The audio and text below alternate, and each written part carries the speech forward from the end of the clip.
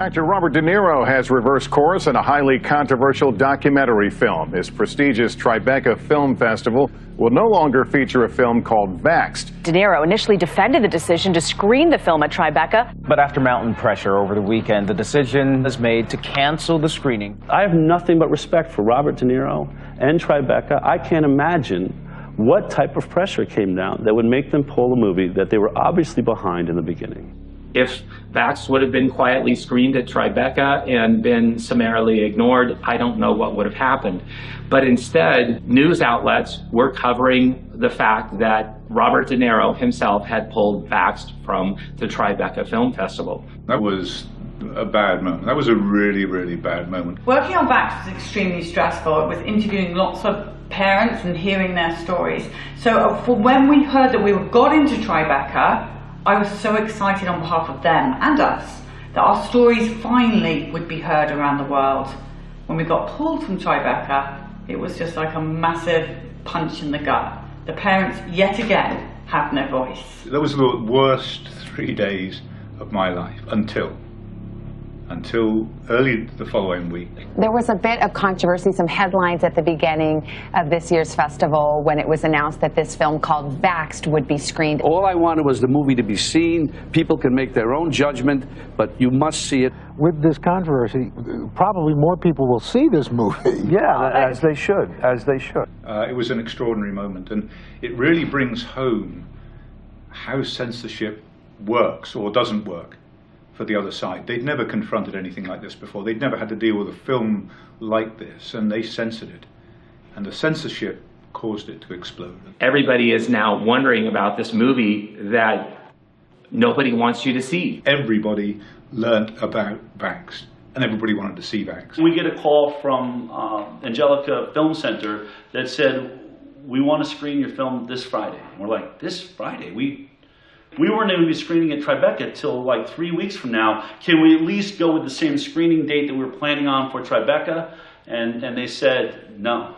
You're the biggest social media story in the world today. We don't know how long that's going to last, and that's why we're offering you this opportunity. We've got no money, we've got no posters, we've got no publicity, we've got nothing, but we've been given 3 days to decide whether we want to take the Angelica Theatre in New York. And we said yes.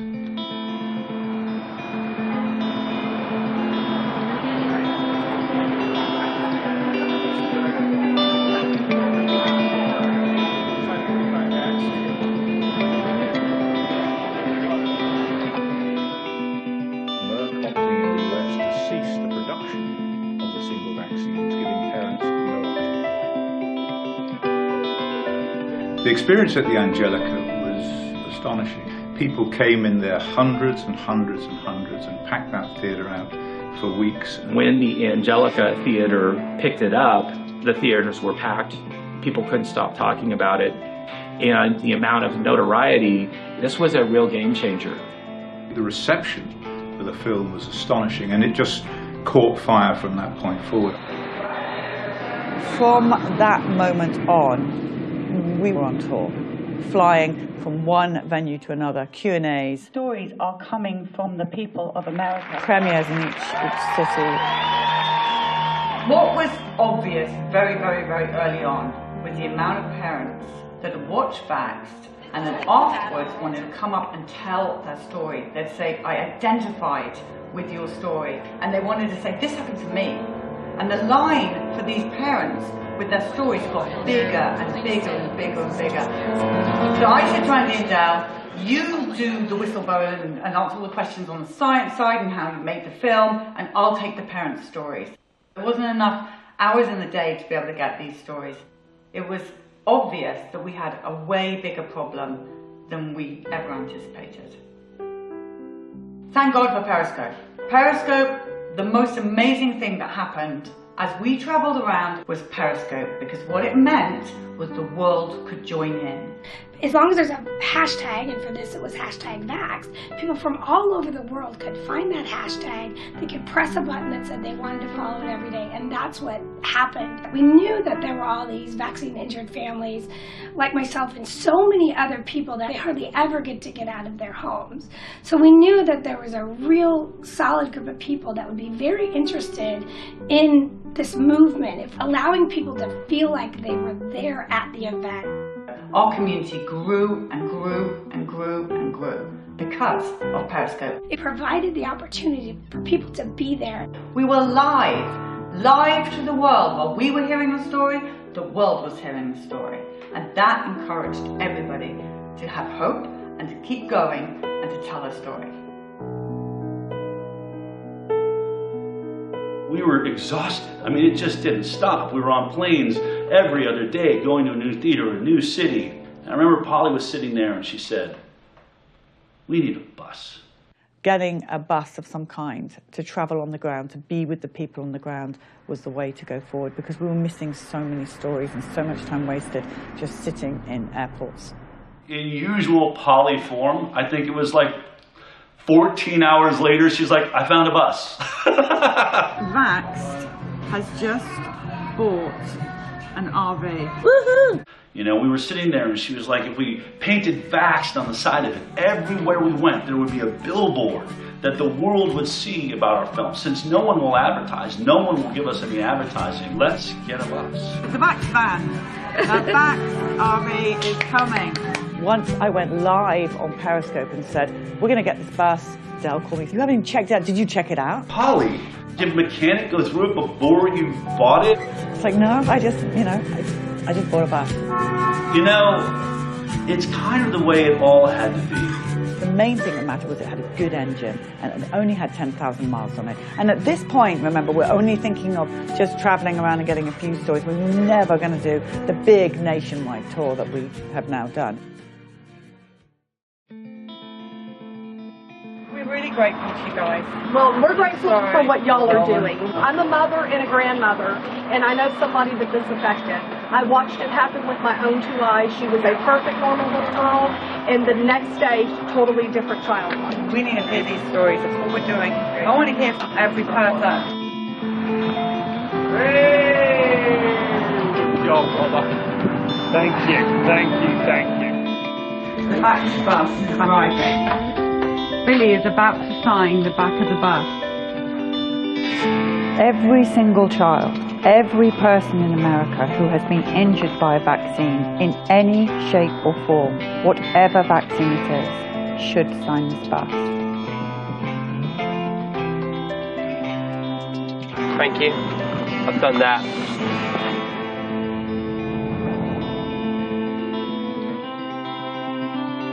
So one of the most interesting people that we worked with on the bus, in fact, this person worked with me from the beginning right into the end, was Anu.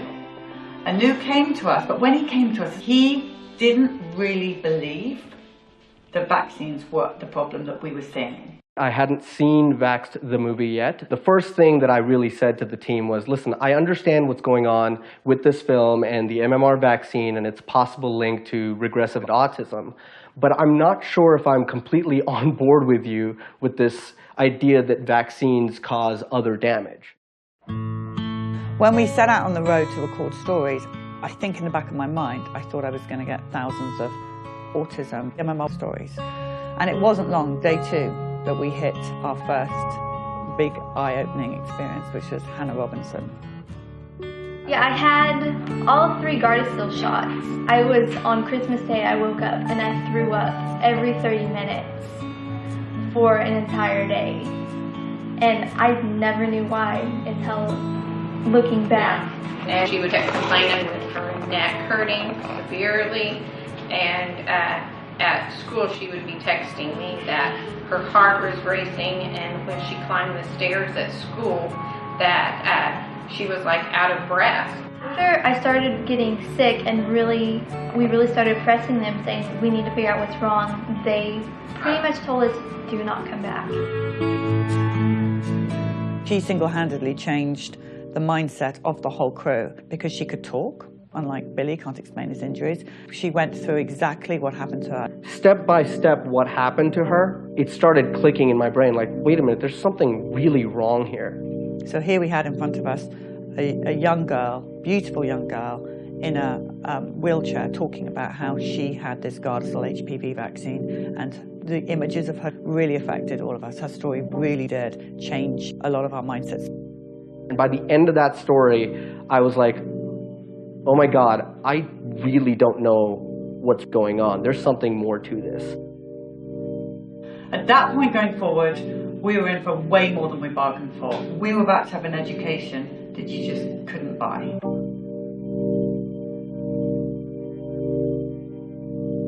When we started out on the tour, we were full of ideas. We're going to have these lovely chairs and tables, and when we get an interview, we'll just sit outside the bus. But what happened very, very quickly is the lines got bigger and bigger and bigger, and the noise of people coming to see the bus, wanting to tell their story.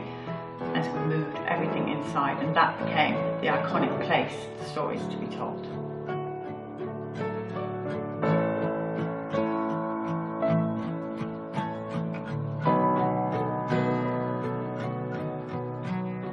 Every day in our life was a party.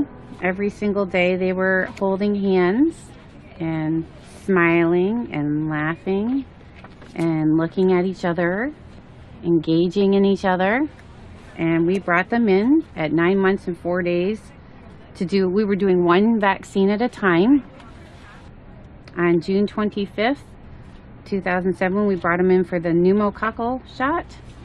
So just that shot? One shot. My daughter still has the mark on her leg from the shot. She was the first one to get it, and she screamed and never really stopped screaming after that. But we continued, we didn't know. We did the boys as well. By noon, Claire shut completely off. Claire, our daughter, shut off first. It was as if she was blind and deaf and complete failure to thrive, from super, super happy, smiley girl to, this is a picture of her. She had full-blown eye contact. She was super lovely. And she shut right down. And all she did at that moment was stare at the ceiling fan. So that was at noon. We had the shot at 10 a.m. 2 o'clock, we watched Richie shut off. All his raspberry blowing and mama dada and the furniture walking and everything, they just shut off. All the giggles, all the smiles, again, failure to thrive. They lost all their reflexes. I'm an educational audiologist. I actually did the test for the stapedial reflex, which is a little muscle in the middle ear, just to see if a muscle they can't control was still working, and it didn't. The stapedial reflex dampens sound, so your ears don't hurt from a really loud sound, and both of them had no stapedial reflex. They stopped blinking, stopped yawning, stopped coughing, stopped sneezing. You could go towards their eyes and they wouldn't even nothing would faze them. They lost their startle reflex. I threw a telephone book on the floor behind them, and no startle, nobody even looked to see what it was. So that was 2 o'clock. We watched Richie shut down, and I couldn't breathe. But here we go. The worst is when we saw the final one shut down. Robbie looked like he was hit by a bus.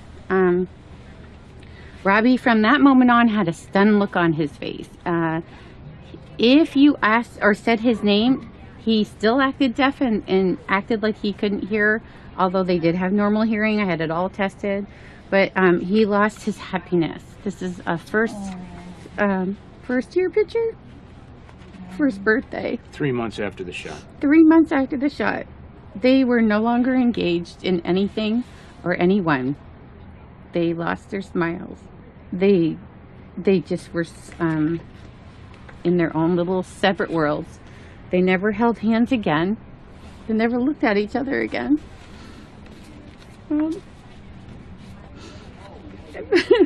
Sorry.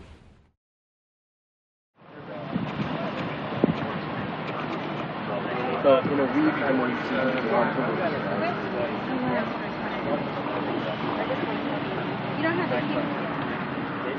My name is Nico LaHood. I'm a daddy, I'm a husband, I'm a former district attorney of Bexar County, and I'm a current private lawyer. The vaccine issue wasn't an issue with us. Davi, my wife, was from Mexico, so vaccines had the perception of doing something good. And for me, you don't question a doctor. And so our first 2 children followed the schedule, and so Maya was no different. We were excited to have our first child. She was vaccinated on day 1. Around her 6-month vaccines, she was following the schedule, and her body broke out in these hives. I mean, it was very alarming. First-time parents, we were scared out of our mind. We go to the doctor, and nobody told us it even could potentially be vaccines. We had no wisdom to ask to look at the insert. What was told to us, actually, and I can't even believe I'm saying this, was that Maya was allergic, hear me, to Davi's breast milk. And nobody gave us a medical reason, nobody gave us a medical explanation why our daughter broke out in hives immediately after her 6-month vaccines.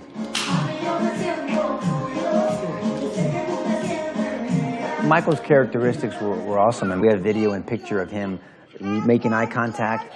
He was responding to his name, smiling, pretending to read. You could keep his attention. He was goo-goo-gagging. Davi says it, I think, best when she said, man, this kid won't be quiet. I mean, he's going to talk. It's going to be a vocal kid. The irony of that statement is he's nonverbal. I've never had a conversation with my 9-year-old son. I will tell you for sure that he was not born on the spectrum of autism. He was engaging, he was responding, he was meeting his milestones until the 16-month to 18-month round of that MMR big dose of vaccines. In a negative way, we're trained not to ask questions, not to be litigators for our children. That's what I do for a living. I fight for people. I'm a legal bodyguard. And I had to deal with this for years, that I was not a good lawyer for my son. Every lawyer in America should be going absolutely apeshit over this issue. Think about what I'm going to tell you. No double-blind placebo study, meaning no safety studies. A crap load of injuries, no accountability. What lawyer would be okay with that? Even if you don't believe the claim that vaccines could be causing these injuries to our children, you can't be happy with that system. You can't. You know, I'm the one that looks at my son, and I can see him when he's having his meltdowns. I can see him trapped in the prism of autism. I can see him screaming and yelling at me and saying, Pop, how do I get out of here? What do I do to get out of here? I didn't do anything to get in here. Can you help me get out of here? We're the one that has to deal with that. And the one thing I will not tell my son is that I'm too much of a chicken shit to tell your story. That I promise you. That I'm too scared to tell your story, Michael. Since you can't talk for yourself, since someone's greed and deception took away your ability to tell your story, I'm going to tell your story.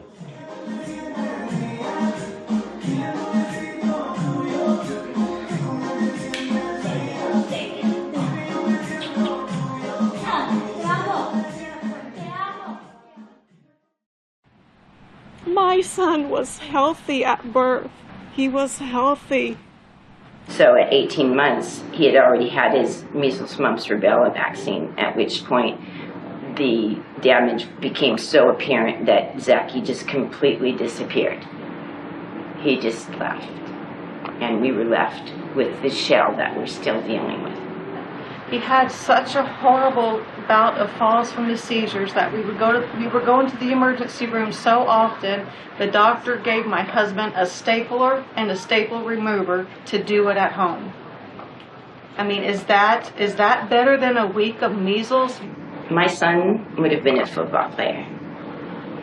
And instead, he wears diapers. He uses a pacifier. He's nonverbal. He has extreme rages where I think he's in some kind of a pain. And no doctor will take him as a patient here in Las Vegas. I used to have a column, and I was looking for a doctor then, and I'm looking for a doctor still. Because of his constant seizures and having to check on him, or if I hear him get up, I know to run in there before he falls against the wall. Where's his room? I upstairs. I sleep upstairs. My husband and I don't even get to sleep in the same room anymore. You know, living in a 2-story house, In the mornings, I'm pretty much trapped. I have to stay up there until I know he's up and about and, you know, not going to have one, because he's had far too many seizures on our stairs. And, you know, people say, well, you should move to a one-story house. Well, you know, yeah, that'd be great. Who's going to come renovate this house? The one thing that really just breaks my heart and that we can cry about is who's gonna take care of her when we're gone. It's so stressful to think about, you know. He was hitting all of his milestones. Oh, she was perfect. Adorable, sweet, beautiful, enjoyed being cuddled. Started, you know, talking and walking at an early age, doing everything, just excelled. Had been saying dada, he had been pointing. Ethan could look me in the eye before that and he could laugh.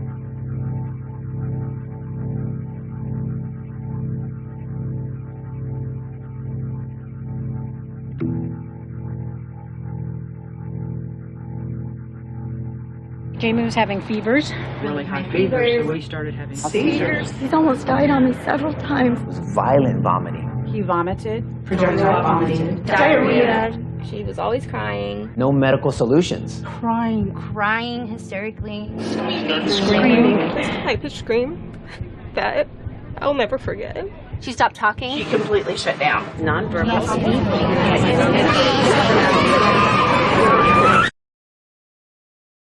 Let me tell you what a day in our life is like.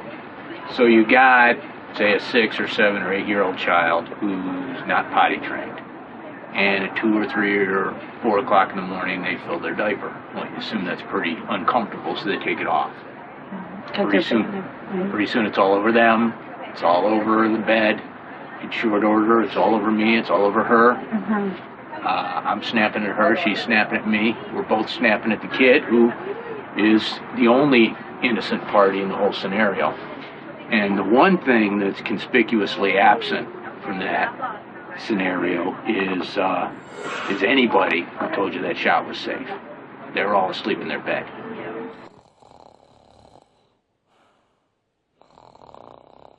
What brought you out here today? We're traveling around America in this RV bus, listening to the parents' stories of vaccine injury, and we are so tired of doctors telling us that vaccines are safe and effective, and people like myself who believe them now have a damaged child. So what we're doing is what the government and the paediatricians, the doctors, the medical profession should have done right from the beginning, and that's listen to the parents. So everything on this bus, all the stories, is from the people of America. But when I look at the vaccine damage that I see, there's almost a pattern that goes like this. Damage as early as possible, damage as often as possible, deny the damage could possibly be anything other than a coincidence, denigrate the damaged when they point it out, describe the parents of damaged children as deluded or delusional, and then demonize those parents, and then divide society so that pro-vaccine then demonize parents who once were pro-vaccine but vaccinated their children who became damaged.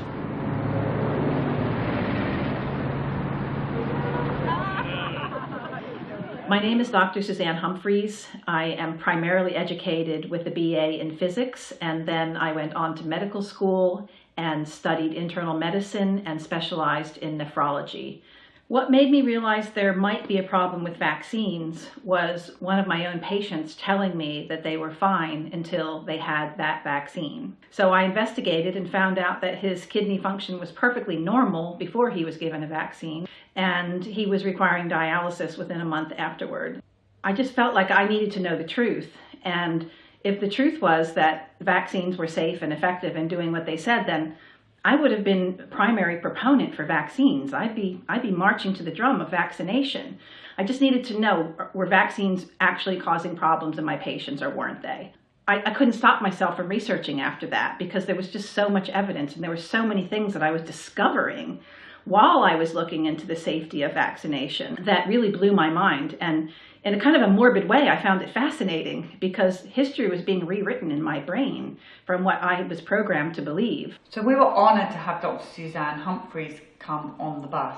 All we ever hear is, Polly, you can't be doing what you're doing because you don't have a medical degree. And here is Dr. Suzanne with a medical degree, a great doctor, coming on the bus. Everything fits in place. We have the perfect team now. There are so many more professionals out there that understand there's a problem and they want to know more. And they hear the stories from the bus or they read books here and there, and they feel that they can't go on the way they used to. Yeah, what about the medical professionals, the nurses, the doctors who've come forward to tell their story, their realization that actually the parent's story was right all along? My name is Lisa Rankin. I'm a family physician. I'm Dr. Judy Mikovits. My name is Dr. Patricia Ryan. So I'm Paul Thomas. I'm a professor of medicine at West Virginia University School of Medicine. I'm Cornelia Franz. And you are a pediatric doctor? I am a pediatric doctor. And how long have you been practicing as a pediatrician? A really long time, over 30 years. I'm Cami Benton. Jane Orient. I'm an internist in Tucson, Arizona. I'm Dr. Ramon Ramos. I'm a pediatrician here in Savannah, Georgia. I'm an emergency room physician. My name is James Neuenschwander. I'm a physician in Ann Arbor, Michigan. My name is Dr. Sherry Tenpenny. I'm from Cleveland, Ohio. I've been researching problems associated with vaccines since September of 2000. I've put well over 20,000 hours of my own time into researching these problems with vaccines. Dr. Bob Zajac. I'm a board-certified pediatrician. My name is Tatiana Buhanic. My qualifications, first of all, I'm a mom, and I believe that's my most important qualification, and I just happen to have a PhD in immunology in addition to that. We couldn't believe the medical profession as they started to come to the bus. It took a lot for those people to stand up and talk. I mean, they've seen what happens to doctors and scientists who've taken this issue on and who've been destroyed. Doctors, nurses, people with the top of the top qualifications in the medical world. And the story they've been told by their colleagues, by public health, by their pharmaceutical industry sponsored medical education was in fact a grand lie. So when you first started out to be a doctor, what kind of training did you get on vaccines? Honestly, I don't remember very much conversation at all. We were just taught that they help prevent disease. We were told on our rotations that vaccines were safe and effective. Here's the schedule. We are not taught what's in those vaccines. We are just taught what the schedule is like. Safe and effective, and they've saved millions of lives. We learned the schedule. We did not learn what was in them. It was more philosophically vaccines than the science behind it, I guess, if you will. As you know, medical doctors don't have a lot of training in vaccines. If you are one of those people who knows more than doctors, that's fine, no vaccinations, but you're not allowed to go to the doctor anymore. Okay? Why would you even want to go to a doctor who knows less than you do? It's amazing, but they didn't teach us very much. Very little. Very little. And what you got basically was told, these are the things that you need to give to your patients. It was just more about administration of the vaccines rather than the real effects and risks associated with them. Here's the schedule. These are the saviors of mankind. They're safe, and you need to make sure everybody's vaccinated. In the field of vaccines, everything is great, everything is safe and effective, everything has been determined. There is no need to go back and look at it again. Just like everybody else, I have to go to the insert and look what's in it. I don't know what they put in vaccines. And so I kind of thought that they were saline water and like bits of viruses and it, you know, super safe. And yeah, you learn about adjuvants and you learn about the immune system and how it works, but as far as what the vaccine actually does, and you never heard about the negative effect of a vaccine. Never. Zero. None. The whole argument of your doctor has done all this research. Well, if they've done it on their own, maybe. Yeah. Well, since there was no discussion of there being anything bad about vaccines, and unless you spend some time on your own, you know, investigating, you have the presumption that vaccines are good and that everyone should get them and that you should make sure that every child coming into your office is getting them on schedule or they're going to have some horrible illness. So there wasn't any training. There wasn't any looking at side effects. There wasn't any of that. So nothing. Would an immunologist be, probably of all the medical professions, someone that is near to being an expert? I would say no one is an expert in vaccines, absolutely no Parents one. Are, by the way. Yeah, because no one is being taught about vaccines in schools. And so basically in vaccine field, You really have to be a self-taught expert. If doctors don't know about vaccines because they've had no training, then who are you going to trust? You have to trust the parents. You have to listen to the parents.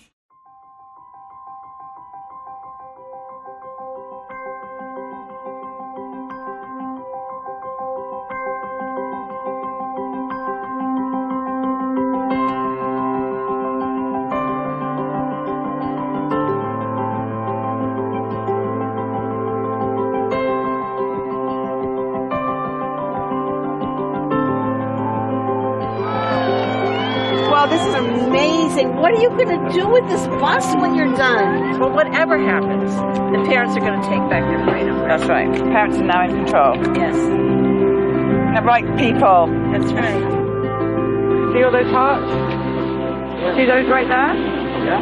They are all for you. All for me? All of those hearts. Look at all the different colours coming up now. The colours are coming up. Every single one of those is for you. Cool, isn't it? Yeah, that's how much people love you. They love me too. They really do. Yeah, baby, people love you. They love you a lot.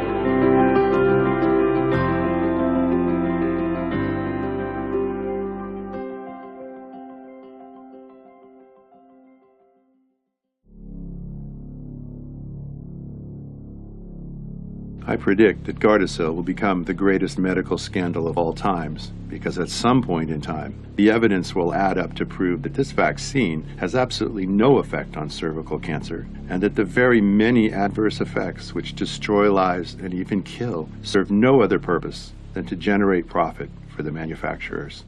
Former Merck physician. What I understood about human papillomavirus is that it's an infection that comes and goes. And it's been around for a long time, and it's in many animals, including lizards and primates. It's not just in humans, that babies are born with it. So I was really surprised that here's this virus that's been around and so prevalent, and it's being blamed on giving cancers to people. And then what I found out was that those cancers are not necessarily solely attributed to this virus, but yet this virus was being targeted by a vaccine. There's so many brilliant interviews that were done during the VAXXED tour. But I will say that one of the memories that really stands out to me is the moment we pulled into Utah and Polly interviewed Colton Barrett and his mother. So tell us what happened to you. Well, Colton was a 13-year-old healthy, strong boy. He loved baseball, motorcycles, anything that has to do with an adrenaline rush. He was going to go to scout camp. For scout camp, you have to have a physical, so we went to the doctor's office, and the doctor says, hey, he's the age that you should get the HPV vaccine. I said, okay, how come? Well, it can help prevent cancer, and even if he's not promiscuous, he can still give it to his wife when he gets married. I said, oh, that sounds like a pretty good thing then. So he was administered the vaccine, and on the third round, 2 weeks after, he started having a really bad neck ache. The next day, he went motorcycle riding with his dad. And that day he came home, he was pale, starting to feel nauseous, really sore neck. He didn't feel good. He went to bed, and the next day I checked on him. He still didn't want to get out of bed. I just thought, man, you're just really weak and exhausted. And that evening, when he sat up to take a drink of water, he said, Mom, can you give that to me in my left hand? I can't use my right arm very good. It's weak. And he tried to lift up, and all of a sudden he just flopped back, and his head just hit the pillow, and I went, do you have spinal meningitis? You know, it was my first, really bad fear. So my husband took him in to Instacare Monday morning, February 17th, 2014, holding his head for him because he couldn't get out of bed. The paralysis just went down, down, down after the first 4 to 5 days, where he was completely paralyzed from the neck down, had no movement at all. Colton, give me your eyebrows. You were doing them better than that other night. There you go. Show me yes. Show me yes. Show me no. Yeah. But you have to have this breathing apparatus with you the whole time. Yeah. It's about 15 pounds, so I always have to have someone with me to carry it, to get around. It's a literal ball and chain for him. And the whole time, watching this box on his side with this hose going into his throat, breathing for him to, and then he could speak, waiting for that breath to come from that box. And it was a realization that changed my life forever. I remember staring at this and watching this interview go on and watching this box and thinking, we say we got rid of the iron lung.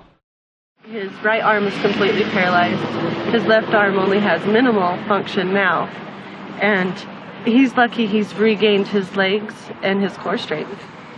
So the people who gave you this vaccine, where are they now? What do they say? Our doctor is actually, he's the doctor that delivered him.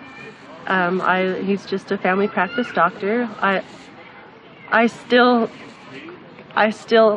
like him. I am upset that he still wants to give the vaccine, but you know, he will not give it to boys anymore.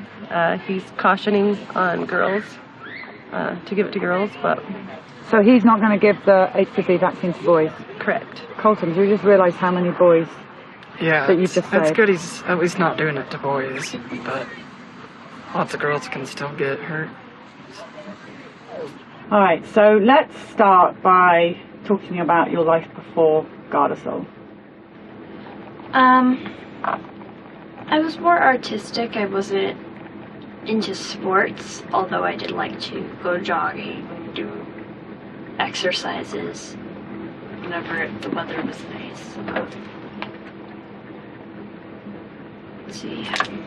Yeah, I was a competitive club soccer player. I was trying out for OGP, which is like playing for the state and stuff. Soccer. Yes. Mm-hmm. She played year round, and on top of that, right around that time, she was running track, the 400, 800, and long jump. Prior to the Gardasil shot, Corinne was academic excellence. You know, she's always great grades. I was athletic, straight A's in school. Really no health issues before. And What sport did you play? Volleyball. You were a volleyball. Big volleyball player. Basketball was my favorite. I played that from kindergarten up to my senior year of high school. And then I would play softball and volleyball. Top honors in her high school, graduated top in her class. Top of that, she was a head cheerleader for 3 years, captain of the cheerleaders, won a national competition. I did karate. I was almost a black belt. I could take down the 40-year-old black belt who used to spar with me. We got the shots. She was accepted that summer into a high ballet school at the University of Irvine and could not dance. Ballet, tap, jazz, hip hop. Pretty much everything I could possibly do, I did. I mean, she was doing really well in school, and she was really popular, and she actually had auditioned with Disney, and they wanted to fly her out to California, and she had a very promising future. Yeah, I was really active. I started going to the gym with her probably at age like 13. 4 or 5 times a week, Yeah. played volleyball. So sleeping for a couple of days was out of character? Completely. She was playing basketball, she was doing track. She made varsity wrestling her freshman year and had a grip of friends. And her freshman year, that's when she got that HPV vaccine and everything changed for her. She was a straight A student. Everything she was doing was for scholarships. She was college bound. That's where she was going. And this destroyed that for her. I had never seen a vaccine cause so much devastation as I had with the HPV vaccines. The Gardasil vaccine is among the most injurious of any vaccination that's ever been manufactured in the United States. Be it anecdotal or not, way too many cases and complaints of having neurological insults soon after that vaccine is given, even with the first dose. Gardasil is probably the single worst mass vaccine that we've ever seen.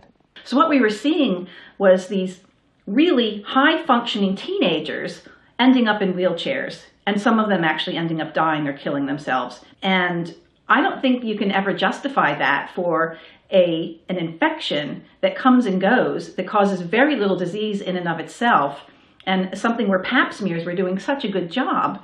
It really just didn't make any sense to me. This vaccine targets millions of preteens and teens for whom the risk of dying from cervical cancer is 0. They started talking to me about get my HPV shot, and I turned them down about 1 or 2 times. This doctor sat down and badgered us for 45 minutes. They started showing me photos and saying that I'm going to get this and that I need to take this shot. Photos of what? Photos of cervical cancer and just what it will happen if you don't get the shot, blisters and different things, and it scared me. I was scared. I didn't want that. Every single time I went in, she was like practically shoving it down my throat. The doctor literally scared me into taking this vaccine. I had said no twice before because it was too new. You know, nobody in their right mind would ever take this vaccine if they actually read the clinical literature. She pushed my buttons just enough, trying to make me feel like a bad mother if I didn't give Caitlin the shot. You know, do you want your daughter to get cervical cancer? Who wants their child to get cancer? You need to get this, you need to get this vaccine. What's going to happen when you get cervical cancer and die? Well, cancer is a scary word, so of course I started to listen. Oh wow, oh my gosh, sign me up. I don't ever want to have cancer. I was just afraid of the word cancer, so I thought, oh my God, I have to go get this, it's free. You know, I was young, I didn't know anything about this, so I just was like, okay, I just agreed to it. The death rates in the Gardasil trials were 37 times the death rates for cervical cancer. Children who take that vaccine, the Gardasil vaccine, are 37 times more likely to die from the vaccine than they are to die from cervical cancer. I really wasn't educated about Gardasil at the time, so I allowed the vaccination. The biggest mistake of my life. So I go and get the first shot, and from what I was told by my doctor, I immediately went into a seizure. I was on the floor seizing, and then I just passed out cold. So she had a baseline physical, but it was also the same day she got her second vaccination of Gardasil. The doctor detected a heart arrhythmia. In all of her 20 years, there had never been any heart arrhythmia. She never had any symptoms or any indication of any difficulty. No one in the family ever had a heart problem. So we were really surprised. I started having severe leg pain. I couldn't move. I couldn't get up out of bed. Could not move my arms. My leg joints would feel like my leg was about to come out, and it would be in like excruciating pain. Moments where I couldn't move my legs. She just matter of factly says, I can't walk. And I'm like, what are you talking about? She's like, my legs don't work. Her legs in particular hurt really, really bad. Her hips and her knee joints were very, very painful. It would be like feeling paralyzed. Sometimes it was one leg, sometimes it was both legs. And that was it. He never regained his ability to fully walk. We would go out. He would walk very, very little. And I would see his legs just start to collapse like an accordion. She had lost the ability to walk. She couldn't see very well. Her vision was doubled, blurred. She couldn't read anymore. She began to regress. She became like a 9-year-old child. They gave me my shots in my left thigh, and the last one hurt really bad. It felt like they were injecting fire in my leg. She got the third shot. Within 2 weeks, she was hospitalized, and she remained hospitalized for 8 solid months. She's been hospitalized 9 times in 26 months. Hospitalized for what? For extreme pain that is uncontrollable. Where is your pain when you have it? Absolutely everywhere. Her first major symptom was excruciating head pain. Like the worst migraine you could ever have times 10. My joints, my spine, my head especially. She became light sensitive. She became sound sensitive.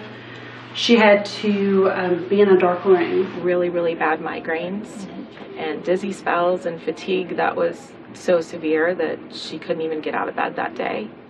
Headaches. At first they started off slow, and then I started to get them like every day, and they would start in the back and work their way forward, very intense and distracting, like I couldn't really think straight. I got my period for the first time, and then it went away forever, like it never came back. So she was diagnosed with a very rare disease called post-histoplasmosis fibrosing mediastinitis. In her right mediastinum, she has a 10-centimeter tissue mass. It's inoperable. She has this, I'm sorry, Jen. We're just hoping it won't grow.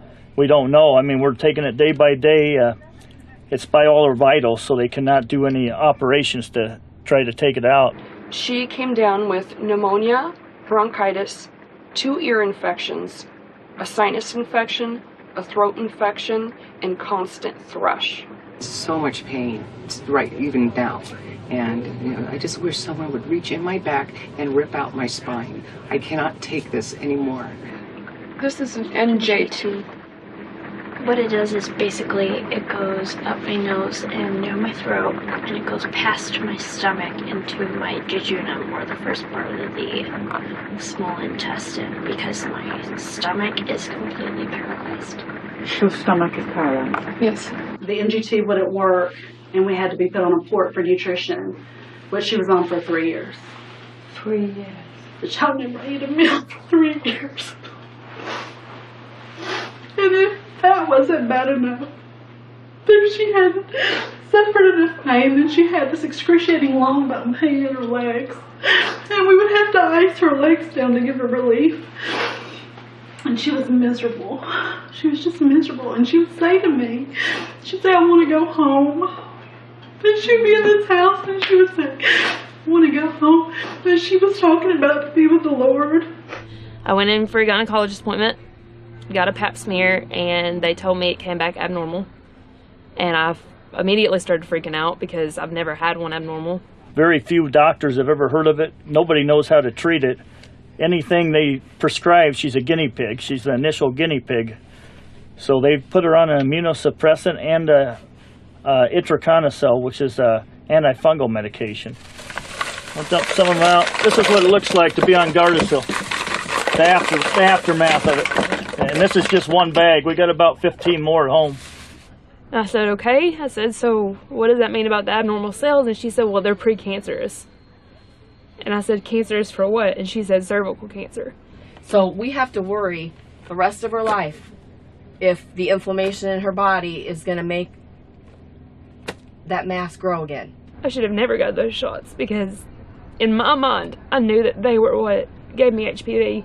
So the problem with Gardasil, like most vaccines, is it was never tested against a true placebo, an inert placebo. And the CDC and HHS say, if you don't test it against a true placebo, it's not science. A placebo is just an inert substance that doesn't cause any damage, that they give one group of individuals in a particular clinical study, and then they give the drug. That's the experimental group. They give that to another set of individuals. The people that were supposed to be the control group, they got aluminum. And when they did that, out of every 100 patients, they had at least 2 severe autoimmune events. You have no way of gauging whether the injuries you're seeing from the product are being caused by that product or whether they're just bad, sad coincidences. The CDC knew about this. Merck, the manufacturer of the Gardasil vaccine, knew about this. It's as plain as the nose on your face. All you have to do is look at the clinical trial data. The entity that is actually performing the study and paying for the study is Merck. So Merck got to decide which injuries were being caused by Gardasil and which were just bad coincidences. And because it had that power, it just wrote them all off as bad coincidences. You can do that when there's no placebo, because the injuries they were seeing in the control group, where the girls were getting aluminum neurotoxins, were identical to the injuries they were getting in the Gardasil group. So they said, well, we don't have to report any of these as vaccine injuries. So they were able to license something that is insanely dangerous. After all the struggles and fights, and we thought she was finally getting a little better, she went to sleep. She wasn't feeling good during the day, and I went in to check on her, and she looked like she was very still. She was in her bed, and she had passed away, and I tried to revive her, but she was gone. I loved her so much, I would have given my life for her. She was just a good kid, and her mom made a bad choice. The last hug I gave her, I was standing on the step hugging her, and I wanted her to stay longer. She said, no, Mom, I want to get back to school. Okay, I'll see you in a couple weeks. But in the interim, the police came to our door one night. So I said to them, is this about my daughter? And they said, yes. And I said, was she in an accident? They said, no. They said they found her dead in her bed at school, and that they didn't know what happened. And so, I don't know if anyone's ever had somebody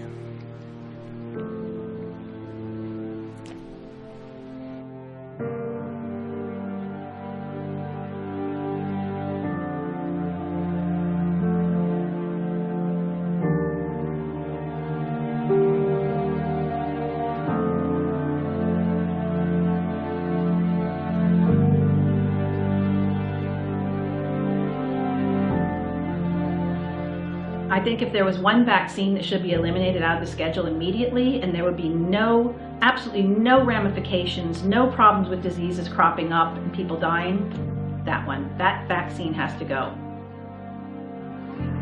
So tell us from your point of view. Well, it does suck, not being able to play sports anymore. Because I did do a lot of sports, and it was my favorite. You are awesome sportsman, you've just seen photos of you. Yeah, and I have to sit on the sideline, just watch everybody. But getting used to it, so it's not as bad anymore. The one thing about Colton is he does always smile, and he's an awesome kid that way. He doesn't complain. You're good, huh? Yeah, I guess.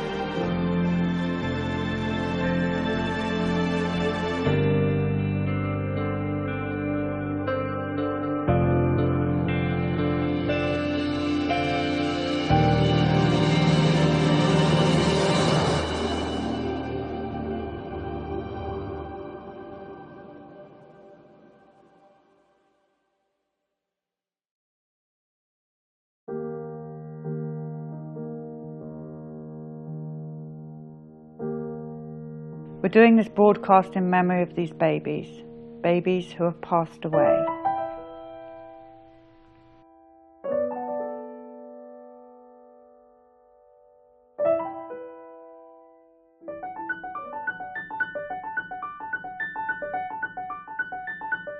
And so as we travelled on and on and on, we then met parents who would tell us that they would vaccinate their babies and then their babies would die.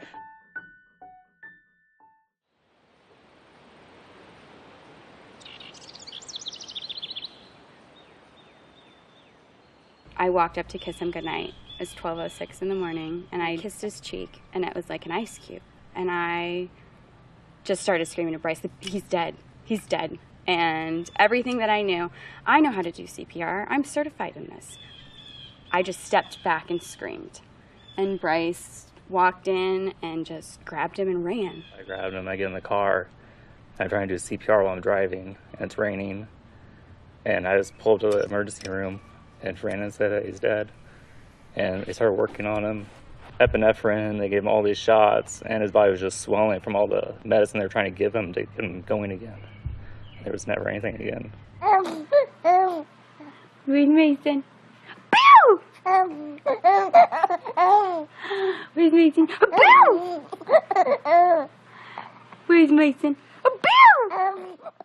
The infant mortality rate study that was conducted by the Centers for Disease Control in 2014, and they looked at the incidence of infant mortality in 34 developed nations, and the United States placed last. We were 34th out of all of these developed nations. We give the most vaccines during the first year of life. He got his Hep B, he got his vitamin K. At 2 months, and I think at 4 months, and then at 6 months. She had the Hep B, and she had the vitamin K injection. He got his hepatitis B, Rototec, polio, Prevnar. 1 in each leg, 1 on the arm, and 1 oral. Rotavirus, which was oral. The DTaP. DTaP.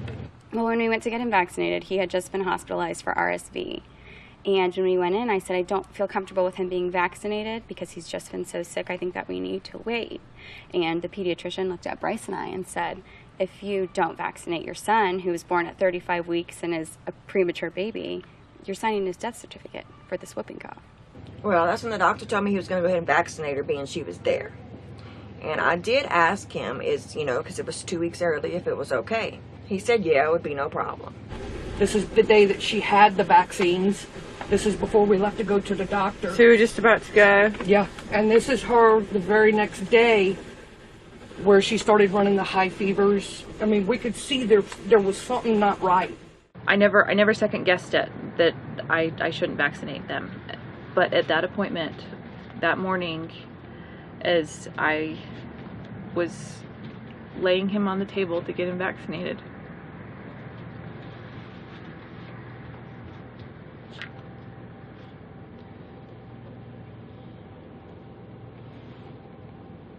And as the nurse is going to stick the needle in his right thigh, just something screamed in me, no, don't, wait. But at that point, the moment had passed. He's just not sleeping. I can't do anything to make him happy. When she wasn't sleeping, she was very irritable. If she wasn't crying, she was real lethargic. We used to do this thing where we would cradle her in our arms, and then we'd lift her little arm up and we'd eat her ribs. And she loved it, but she didn't love that anymore. She cried and screamed. He started screaming 23 hours a day. He was so dazed. He wasn't there. He just kind of looked at the ceiling, and anytime you tried to get in his way, he would just look around you. And they told me she had a little cold. Just a cold. So I gave her the smallest dose of Tylenol, which is what the doctor told me to do, and I put her to bed. and then as I left for my shift, I went and gave him a kiss. And I just remember the look on his face. He was just so sad. And he doesn't get sad because he was with his dad. His dad was with him. He was with his sister. He could play with her. But it was almost like I was leaving him for the last time, and he knew it. Good Friday, 2 days before Easter, she passed away in her sleep. That was the last time I kissed his alive, warm cheek. It was the last time that I held him. It was the last time that I told him that I loved him when he was alive. Well, I went to go lay him down, and I went to load the dishwasher, and when I went to go check on him, he was already gone. I remember holding him like this, and his head was just drooping, and his arms were just limp, like he was already gone. I left her just to take the trash out and came back, and she was arched back and not breathing. I started CPR. I called for my husband. He came and continued. When the first responders came, the first person I saw was someone I'd grown up with, and he came running down the driveway, and I thought, oh, good, like, he'll make sure that she's fine, you know. So they came in and couldn't get her breathing, and when I heard them call for the second EpiPen, I knew that she wasn't going to respond. Couldn't save her. That he finally called her time of death. It was on July 4th, 2015 at 7:01 a.m. They let us go in there where she was, and I held her, and I held her, and I just prayed for her to start breathing. She's been through a lot. She lost her innocence that night, is we had to tell her in the ER to say goodbye to Corby because he's going to live with Jesus and he won't see him again. And the sparkle just left her eye. You could see it. She was happy. She didn't understand that she was losing her best friend that night. Oh, brave girl.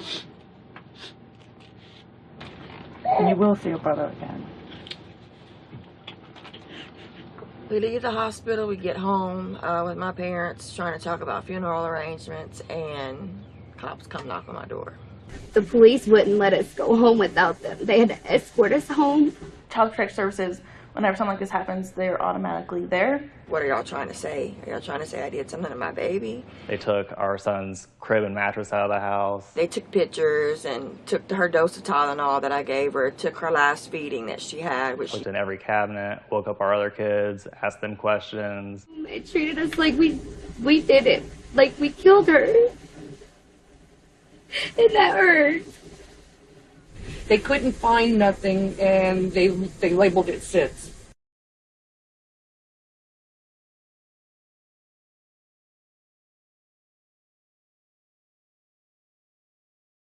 You know, these infants don't need to be dying like this. The diseases are not coming at them at such a rate that we had to protect them at all cost with a vaccine.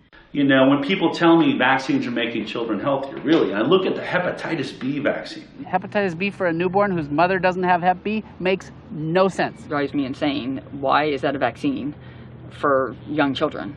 There's just no reason whatsoever that a newborn, a 1-month-old or 6-month-old should be vaccinated against a disease that is basically sexually transmitted. So then I asked, well, how long does a hepatitis B vaccine last? And he said, well, we hope it lasts about 12 years. So I'm just saying, you know, this just does not make sense. This has actually been proven that these vaccines cause cardiovascular instability in these infants.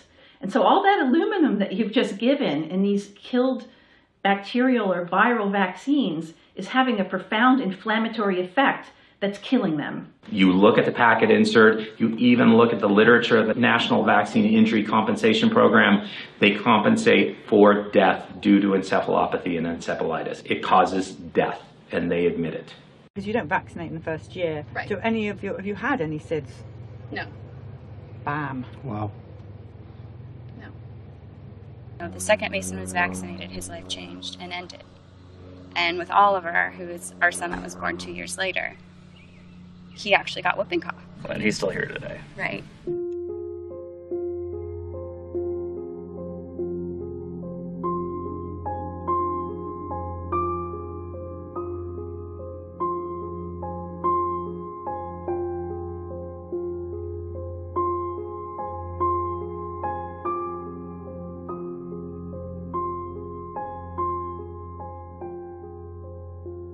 Whoever knew that you could die from a vaccine? I had no idea you could die from a vaccine. There was death everywhere. The dead babies, the toddlers, the young children, the teenagers, the adults, the old age people. Every day we would have a death story in every location.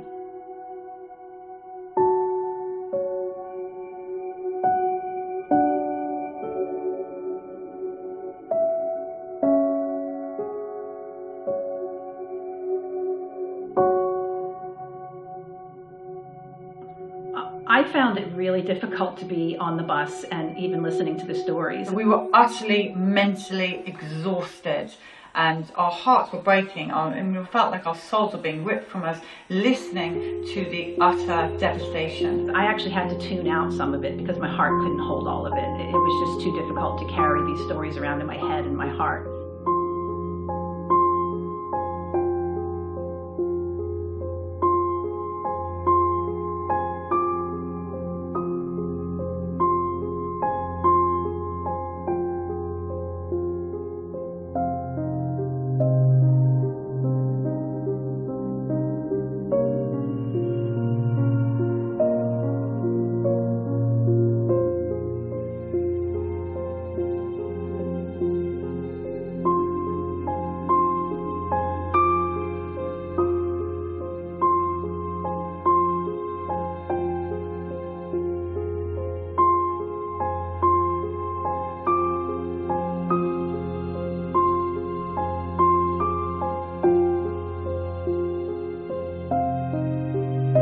This is our memorial to those who have been unseen and unheard.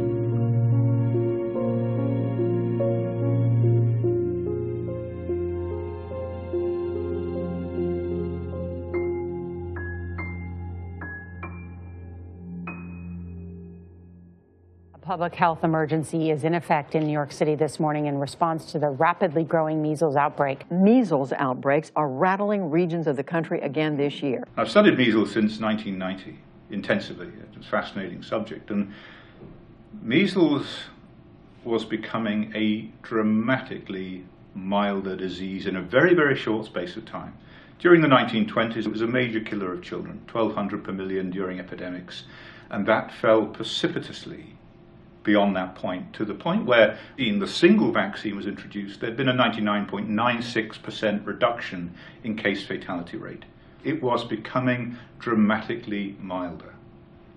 That was natural herd immunity, and it worked extremely well. And what natural herd immunity did was to constrain the age of infection to childhood, when measles is a mild disease. And that worked in two ways. One, exposure to measles as a child led to lifelong immunity. So you didn't get it when you were an adult, when measles is a more severe disease. So exposure protected you. And the second part of it is that mothers who'd had natural measles gave very, very good transplacental immunity to their fetus, their growing fetus, and through breastfeeding to their babies. So babies were protected against measles during the first year of life. The measles vaccine has diminished the number of measles cases in this country, okay? Nobody can deny that. The problem is that it's skewed the immunity in the population into a place where the most vulnerable are now not protected. So what has vaccination done? Firstly, it doesn't work, so it doesn't produce immunity for life. The vaccine fails, and you become susceptible to measles again when you're more vulnerable to a severe infection as an adult. The second end of the infants, mothers who've had measles vaccine don't give good immunity to their babies. So babies are no longer protected during the first year of life. So vaccination has in fact destroyed natural herd immunity. If we were to stop vaccinating today for measles, what we would have is a resurgence of measles. Most people would get it and be fine and recover from it, even adults. People think you're going to die if you get measles as an adult. You're not. But if you had more circulating virus in the population, then those newborn babies, which were formerly protected by their mothers, are now susceptible. So we've really been put in a pickle by this vaccine program. It's also led to renewed concerns about pockets of unvaccinated children there and across the country. An unvaccinated community is an at-risk community. It places all of us at risk. The idea that these children are somehow a threat to the vaccinated. Well, if the vaccines work, they wouldn't be a threat at all, but of course they don't work. So that's one problem that public health has. The aim is to force everybody to be vaccinated. And the primary reason for that is to get rid of the unvaccinated control group so that nobody can see how healthy unvaccinated children are in comparison with vaccinated children. They're not a source of infection. They're the healthiest children you could ever meet. So this whole notion, as I've said, of herd immunity, of community immunity, whatever that means, is based upon a complete fabrication. It's a lie. Do we blame the anti-vax movement for that? Well, yes. Unfortunately, these outbreaks are due to the anti-vaccine movement. Our media is trying to make people hate unvaccinated families, unvaccinated children, making you terrified of the measles. And the reason the measles are spreading is those people that aren't using the vaccines. But what's scary is the language to hate children, to hate people, to say that they are putting us all at risk. We have had multi-generational indoctrination with fear because people don't understand that measles is a fever, a cough, a rash, and maybe some diarrhea in the vast majority of people. And autism really is a disease because it is something that's permanent, life-changing, and lasts a really long time. So would you rather have a cold or a flu, or would you rather have a lifelong travesty because you're so afraid of getting an infection? A child of mine was healthy, strong, and full of life before vaccination, but very shortly afterwards it became dull and pale, and soon sickness made its appearance. It just escaped death. I believe, sir, we can go so far as to say children that have been vaccinated can be picked out from those who are not. A parent, December 31st, 1894. You've never met a parent who regretted not vaccinating, but you meet hundreds and thousands who do. So we took a break after the first leg, and we all had time to reflect on what had just happened with this amazing amount of people turning up to tell their stories. And that's when we suddenly realised the unvaccinated people are there for a reason. We need to start the second leg interviewing them as well. They're not doing vaccinated versus unvaccinated studies because they're frightened of the results. If you did a vaccinated versus unvaccinated study, we know what's going to happen. The entire vaccine program would come into question. They won't do the vax-unvax study. We the people are going to go out there and see for ourselves. What are the unvaccinated like? We know what the injured are like. Let's now look into the world of the unvaccinated. Look at all these unvaccinated children that are alive. Extraordinary. Hi guys. All right, so is there anybody here that's had a vaccination? Mommy and Daddy have had a vaccine, but none of you children, not one.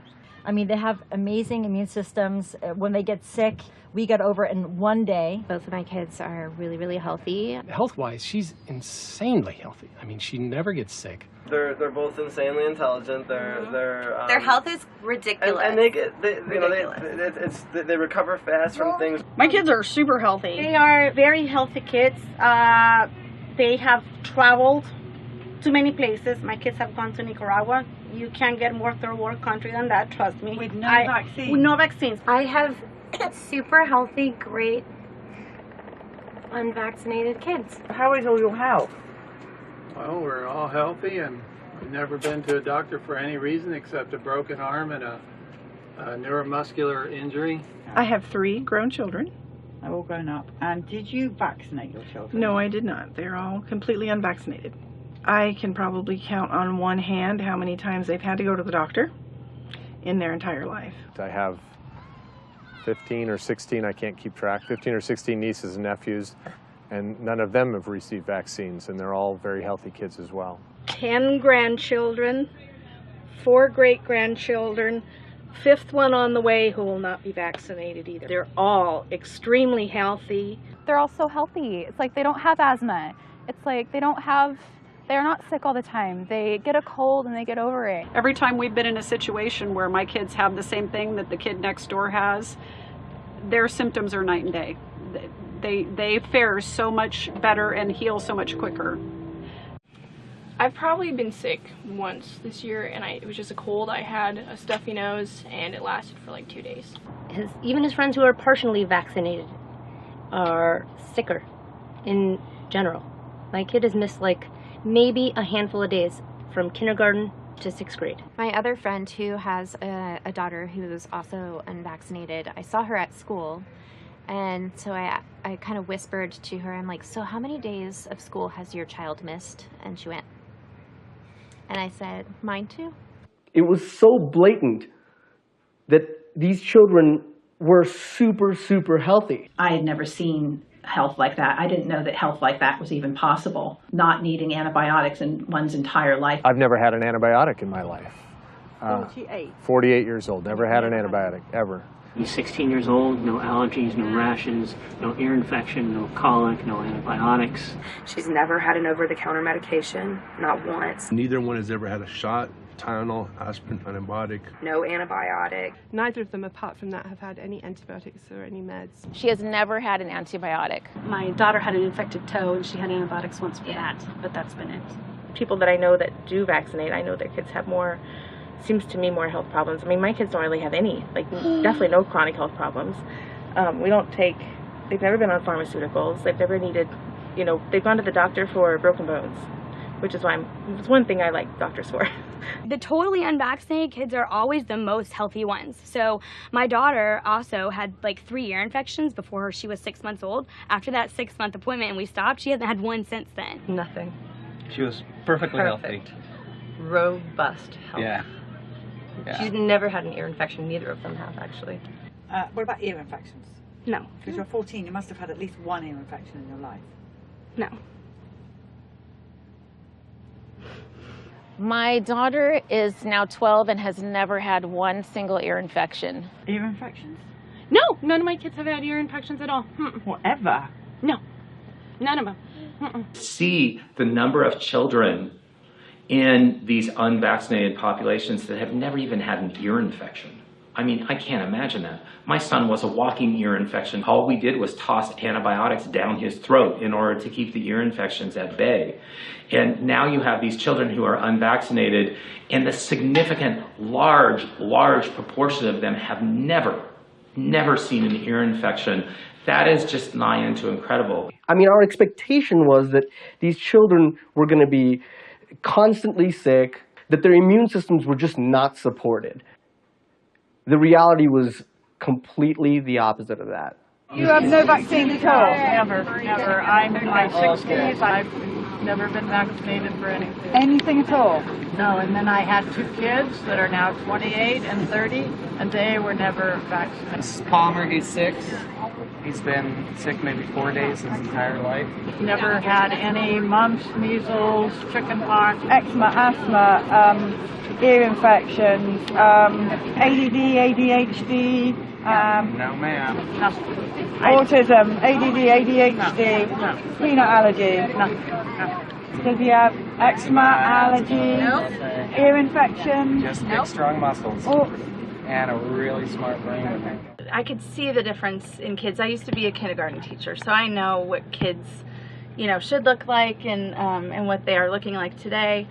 Both of my boys were reading by the age of 4. My family thinks it's like voodoo, like we're crazy people, and you know, how can you not vaccinate it? But then every time they see your kids, they're like, it's they just unbelievable seem how healthy so they ahead are. of the curve. By 18 months, she's singing songs, she can have conversation. He's a very bright boy. He's 3 years old and he's learning Mandarin. He knows Spanish, he knows English, he's a bilingual child. Sign language. He knows sign language. He's a very bright child. She does sign language, she speaks Spanish. Yes, teach him Spanish. 2, yep. And speaking 3 languages. Yep. So he's English, Spanish, and sign language. They're very smart, and it's actually a challenge to challenge them with reading and math, and they're beyond their level. They're all highly intelligent, bright-eyed, healthy children. He's 3 months old and he is so strong. He's super strong, Hi. he's super healthy, he's happy, smiling all the Where's time. Polly? I can't get over this 4-month child is like basically standing up. I'm just supporting her. Do it over there, guys. She is alert. She's so strong. This is the best therapy ever. Grab an unvaccinated baby and cuddle it. Sorry. It's perfect. Guys, you know, I'm sorry to report to you, it's the truth. It's what we're seeing out here. We're not making this up. This is the people of America reporting to us their children that are vaccinated and injured, and their children that are unvaccinated and perfectly fine. Everything suddenly became lighter. The minute we invited the unvaccinated into our lives, everything went up like that. So you could do a Sid story, which broke our hearts, and then in would come an unvaccinated family.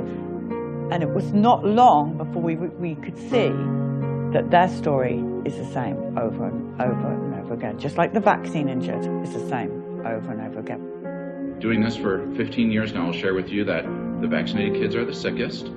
The partially vaccinated kids are not as sick, and the unvaccinated kids are the healthiest.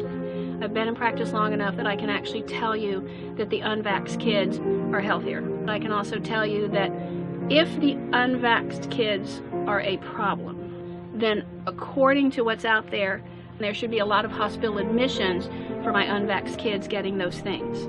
And I'm seeing the opposite. The most interesting stories that we did were the first child was injured, or maybe the second, and they go on to have more children and decide not to vaccinate because of the horrors of what's happened.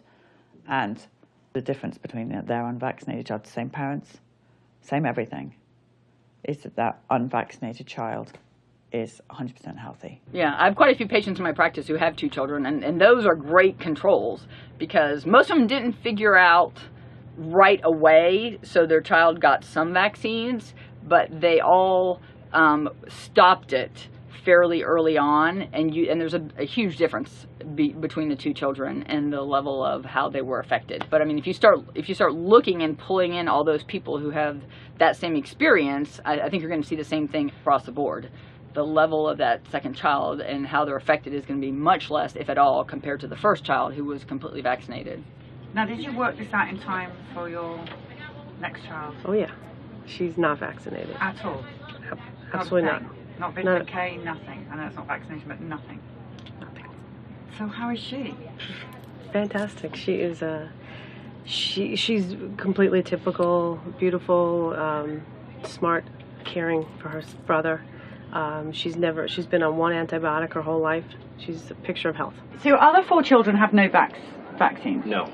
At all? None. Wow. No. And I bet how you describe them? Great. Compared to the vaccinated child? They're much healthier than the oldest one.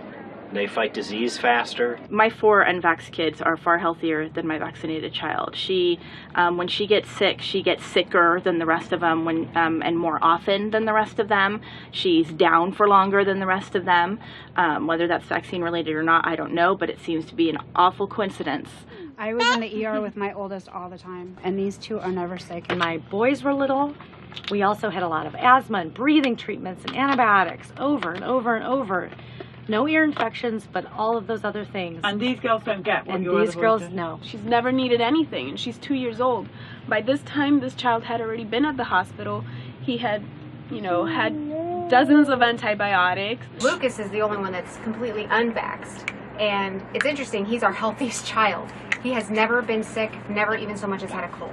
She's always the last one to get sick and the first one to get better. His left ear, it was so significant, they actually had to kind of rebuild his eardrum from it. And that's, to me, that's one of the stark contrasts I see is our 13-month-old has had not a single ear infection. Riley has had none. So Caden gets strep throat about 3 times a year. He also has allergies and ADHD. But we still love you. You're still very smart. So don't worry. Riley has been sick once. My first is the sickest child that I have. She'll get sick. She'll be sick the longest. She'll be sick the hardest, actually. I mean, I guess she'll feel the worst pain or the most symptoms. Then my other 3, they'll be sick maybe a day and less than 24 hours and they're done and they're fine. Their body really knows how to fight whatever disease they come in contact with. He is compensated through the vaccine injury compensation program. My oldest 3 suffer with eczema, suffer with allergies, constipation, and they're the first ones to get sick. The only time he's gone to doctor for checkups is because he's asked to go and wanted to see what it was like to go to the doctor's office. You wanted to go to see a doctor? Mm-hmm. Okay, yeah, right. So, well, because Keenan has to go so often, and so he wanted to see what it was like to go. Do your unvaccinated children have all the injuries that we see so commonly in the vaccinated? Do they have the ear infections and the antibiotics and the eczema, asthma, allergies? None. Nothing? No. So the results of your study is the unvaxxed are supersonic healthy and the vaxxed are not. Yes, right. So the conclusion of the unvaxxed studies in your house is what? That the unvaxxed kids are far healthier. I don't worry about measles. I don't worry about polio. I don't worry about these things with her because she has a strong immune system. I worry about it with my son who is fully vaccinated because he would not be able to survive any of that, even though he was vaccinated for it. It hurts me to watch the development, honestly, of my son, because I see what my daughter could have done. And I feel an immense guilt for vaccinating her. So in our scenario, we've got, a control for a lot of different variables. Same genetics, same mother and father, same environment, all 3 children. And the key discriminator that makes these children different is the presence or degree to which they're vaccinated. Have a look at these vaccinated, unvaccinated families, which are controlled for genetics, they're controlled for their food intake, their environment, and everything else, and consistently we're seeing the unvaccinated, never vaccinated children are far healthier. So we have here ear infections, antibiotics, high-pitched scream from the vaccinated, unvaccinated, none of the above. And that became probably the most exciting revelation of the whole tour. Now that I've seen so much of it and seen so many vaccinated and unvaccinated family members with the same thread, it's undeniable that an unvaccinated child's immune system is going to be that much more functional, that their brains actually function better. And when you understand how vaccines work and what the components of vaccines, including aluminum and all of the inflammation, do to anybody, no matter what your age, it makes complete sense that in the long run, that child's going to be much more functional and much healthier and able to do battle against any disease that comes along, the majority of which have no matching vaccine. When you get out into the population and you start to meet people who, because they've heard of our stories, have not vaccinated their children, and you see these wonderful, healthy, happy, robust children, then it just makes all the difference in the world. And these are the children that actually now we need to protect above all others. Not force them to be vaccinated by rule of law, but to protect them, because they're going to be looking after the damaged children in the future. There's no question about what we saw. What we all collectively saw was the same thing. Health, health, health with the unvaccinated, injury, injury, injury with the vaccinated. Same story. That doesn't mean they're never going to get anything. You know, the only thing it says to me, my kids are vaccine free, my kids will never, ever, ever be injured. Ever. With 100% certainty, they'll never be injured. I mean, if I was a new parent listening to these unvaccinated stories over and over and over again, it would be game over for me. I'm going your way. Yeah, I don't understand why you wouldn't. You know, if you're seeing an unvaccinated child completely healthy, thriving, alert, and then you see all these sick kids that are constantly going to the doctor and on antibiotics and vaccinated, and you see all the eczema that they have, or asthma, allergies, all these different things that kids are affected with. Choosing a healthy child versus an unhealthy child, that's really your choice. When I heard about the bus, I was over the moon. And when we finally were able to see the bus directly and sign Steve's name on the bus, it was such an emotional moment. You saw the emotion in the person that was either injured or the parents of the injured or dead child as they wrote their name. It was like a relief for them to write the name on the bus. Like someone is hearing them, someone is saying, yes, you're not alone. Yes, this did happen. It gave a voice to the voiceless people who are cooped up in their homes, taking care of vaccine-injured children and vaccine-injured adults. And I knew that people would come out in droves. The people are everything. So once the people started talking, which they did in fact, and this is going to get bigger and bigger and bigger, it's the other side have to wave the white flag now. It's over. It's not like we're gaining anything by speaking out, you know? We're losing friends and family members. People won't talk to us. You're getting kicked out of mommy groups. You're getting kicked out of doctor's offices. It's not to our benefit to speak out. But if my story, or if any of our stories, will help save one child from being injured or dying, then it's worth it. Because you can't walk away from something like this and know the truth and not say anything. You can't. What have we done to all these people? We've taken their lives as they should have been. We've destroyed the brains of countless people around the world. It can change. And it will change. And we will win this battle, if that's what it is. And we will win it through the parents' stories. We will win it through the parents telling their truth. We'll win it through the doctors and nurses standing up and saying, this is what I know to be true. If I'd seen that vaccines can cause injury, outside of autism, injury beyond belief. If I'd heard that the doctors, the medical professionals, had no training in vaccines, and if I had seen the health of the unvaccinated, there is no way I would have feared measles, mumps, rubella, chickenpox, all these things that we vaccinate our children for.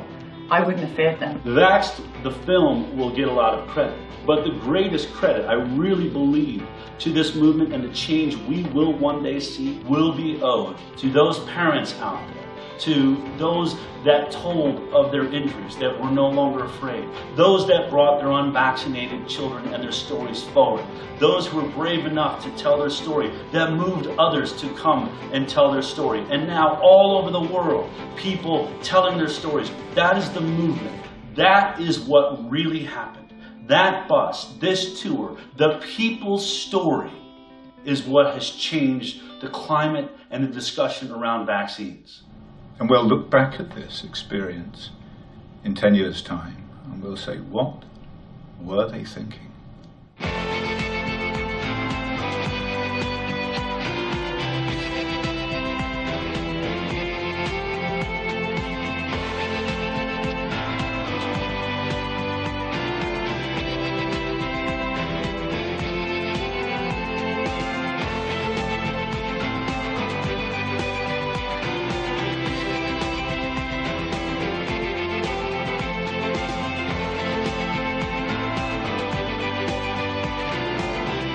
So the bus can go on and on.